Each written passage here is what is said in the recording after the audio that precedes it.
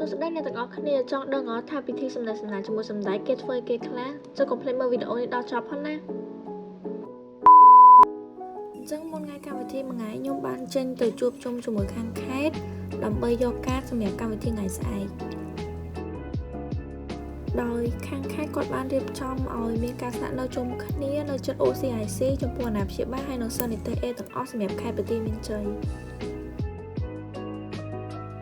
ពីបានជួបជុំគ្នាអស់ហើយពួកខ្ញុំក៏បានទទួលនៅលេខបន្ទប់ហើយនិងកាតសម្រាប់កម្មវិធីថ្ងៃស្អែក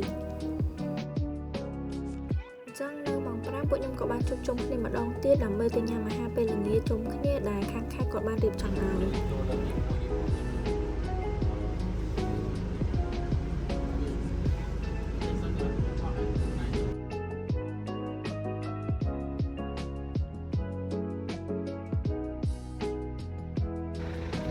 ព្រឹកថ្ងៃកម្មវិធីពួកយើងក៏បានជួបជុំគ្នានៅមុខកន្លែងស្នាក់នៅប្រហែលម៉ោង 4 កន្លះហើយក៏បានញ៉ាំអាហារពេលព្រឹក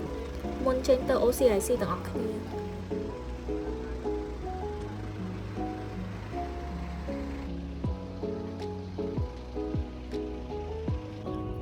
ពួកយើងក៏បានមកដល់ OCIC ម៉ោង 5:06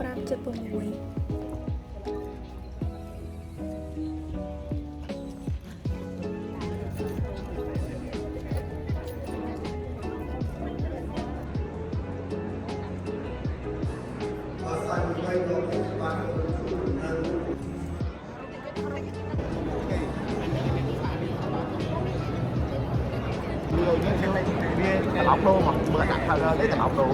Still បាយបាយ យកត្រឹមជាស្ទីលមកចង់និយាយគេមិនបានជួបគ្នាទេហើយតថ្ងៃការបានជួបគ្នា តខ្ពស់ជាប់ពាក្យកាយនឹង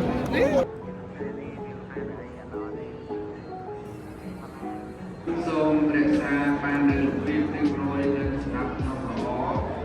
ទី3យើងទាំងអស់គ្នាត្រៀមនៅពេលណាដែលវត្តមានរបស់សម្ដេចនាយករដ្ឋមន្ត្រីនៃប្រទេសជាតិកម្ពុជាជួយដល់គឺទាំងអស់គ្នា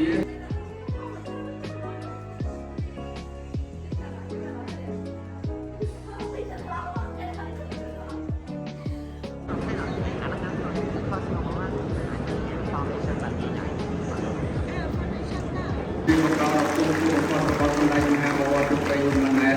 ករដ្ឋមន្ត្រីនៃព្រះរាជាណាចក្រកម្ពុជាអង្គទីទំនួលនៅក្នុងឱកាសនេះសូមសម្ដែងនៅការស្វាគមន៍ប្រកបដោយកិត្តិយសដល់គូបំផុតសូមអង្គទីទំនួលមេត្តាបបរសាទរ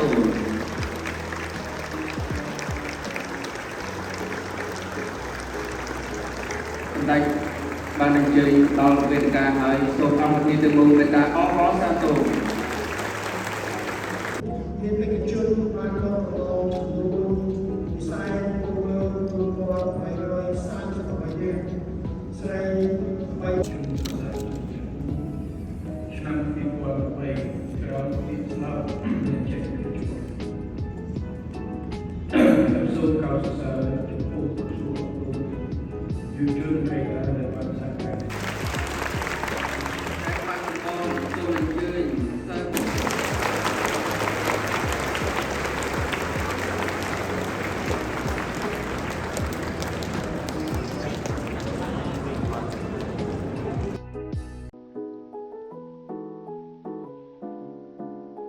ស្មារតីបានស្គាល់ទៅពេញ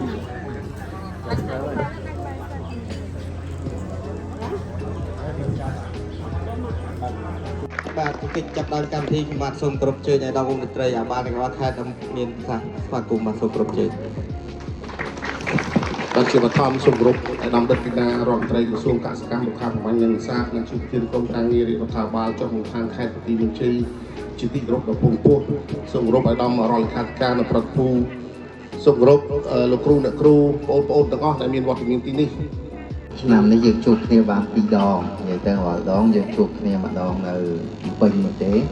តែឆ្នាំនេះដោយសារបងប្អូនប្រឡងជាប់ហើយសប្បាយចិត្ត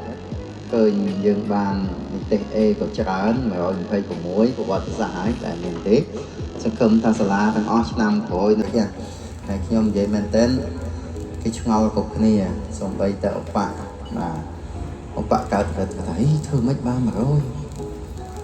ណាមុខវិជ្ជាគណិតអីហ្នឹងកែទៅបាន100ដល់មុខវិជ្ជាខ្មែរទៅមិនបាន100តែងសេចក្តីមិនបាន100 ច ចឹងអស់ចាបាទសូមអបអរសាទរបាទហើយយើងព្យាយាមថាឆ្នាំក្រោយគីឡូយើងបាទកាន់តែកើនបានច្រើនកាន់តែមានគុណភាពល្អទៅទៀត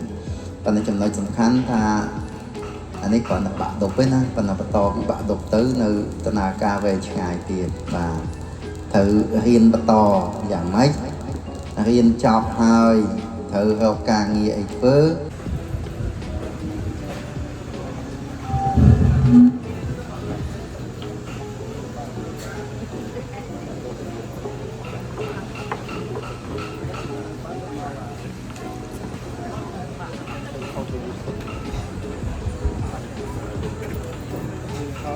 ណាស់ឡើង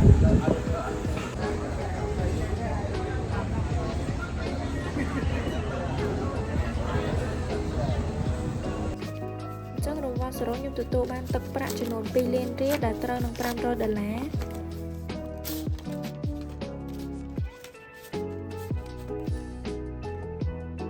ហើយនឹងទទួលបានថាផលិត Galaxy 1ដែលបានមកពីការឧបត្ថម្ភរបស់ខាងជិតមុំ